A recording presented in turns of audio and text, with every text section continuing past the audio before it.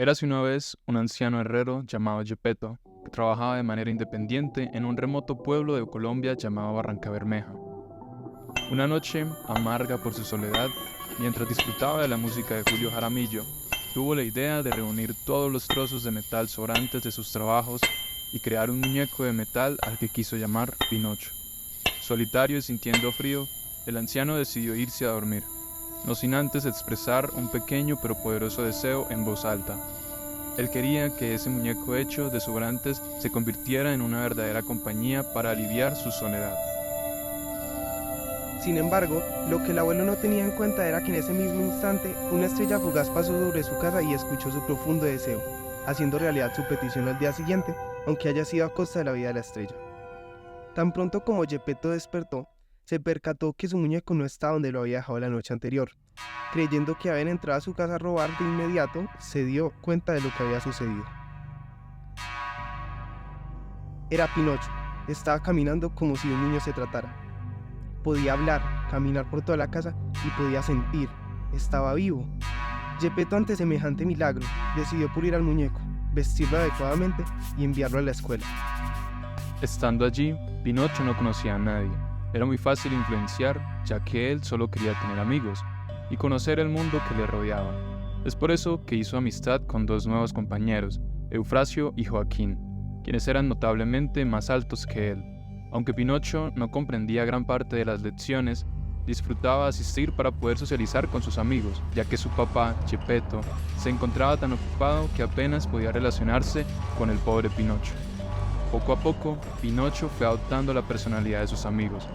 Dado que Pinocho carecía de la capacidad de razonamiento de un ser humano, se convertía en una marioneta que seguía las órdenes de sus amigos, haciendo todo lo que ellos le pedían. Se hicieron muy unidos. Salían juntos en las noches a hacer travesuras y a jugar por todo el pueblo. En una de esas salidas nocturnas con sus amigos, le pidieron a Pinocho que jugara una broma a un señor que trabajaba atendiendo una cafetería. La idea era que Pinocho tomara el dinero que recogía el hombre y se lo entregara a sus amigos. Sin embargo, las cosas tomaron un giro inesperado cuando el señor, con agilidad, puso un palo de escoba que tenía cerca para desencajar una de las piezas metálicas del codo de Pinocho. Después de la broma fallida y del desafortunado incidente que obtuvo en su codo, Pinocho regresó a casa esperando que su padre pudiera ayudarlo. No obstante, no quería contarle sobre el vergonzoso suceso, así que rápidamente inventó una mentira y le dijo a su padre que simplemente se había tropezado de camino a casa. Sin embargo, lo que no esperaba ninguno de los dos era que su nariz metálica y puntiaguda comenzaría a crecer oxidada. Esto hizo que su padre comprendiera que le estaba mintiendo. Muy enojado, su padre le explicó que mentir no estaba bien en ningún sentido, y que, además, como ser mágico, no había forma de deshacerse de su nariz puntiaguda. Por lo tanto, debía tener cuidado con lo que decía. Aún así, Pinocho, quien seguía frecuentando a sus amigos, persistió en sus mentiras, haciendo caso omiso a su padre.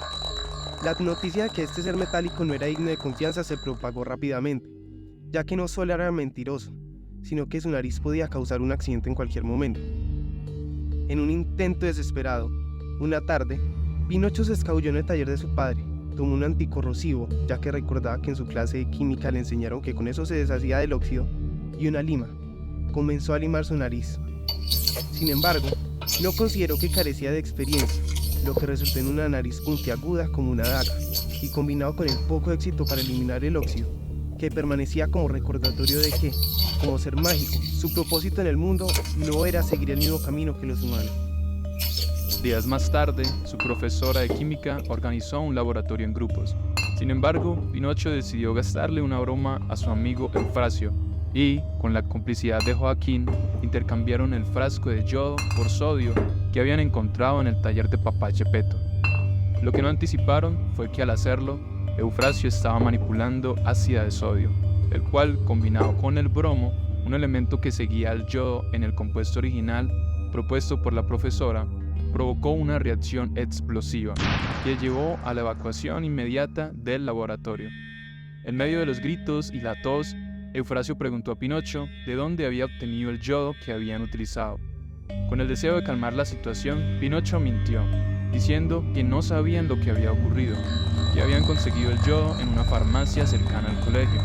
y que posiblemente él había cometido un error en la preparación del compuesto.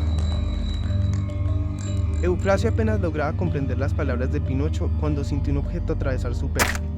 La nariz de Pinocho, que había crecido descontroladamente debido a todas las mentiras que había dicho, combinada con su punta afilada que se había formado días atrás, había apuñalado a Eufrasio, sin que éste lo viera venir.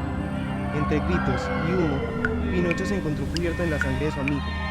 Empezó a sentirse débil, extraño.